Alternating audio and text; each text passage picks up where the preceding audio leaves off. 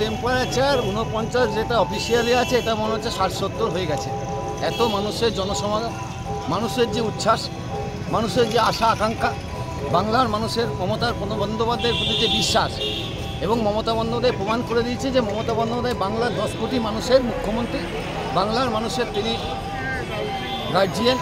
তাই বাংলার মানুষের কথা মনে রেখে, পানাগড়ের কথা মনে রেখে আজকে বাংলার পানাগড়ে যে অসংখ্য মানুষ তাকে স্বাগত জানানোর জন্য দাঁড়িয়েছিল,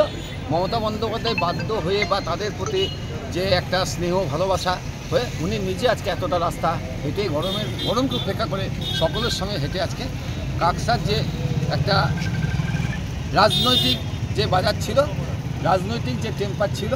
রাজনৈতিক যে উত্তেজনা ছিল, সেই উত্তেজনা টিআরপি আজকে অনেক বাইরে দিয়ে গেছিলো। এতে তৃণমূল কংগ্রেসের কর্মী সমর্থকদের মনোবল অনেক বাইরে দিয়ে গেল এবং আজকে থেকে মনে হয় বিজেপি আর কোনো ভোট চাওয়ার জন্য রাস্তাঘাটে বেরোবে।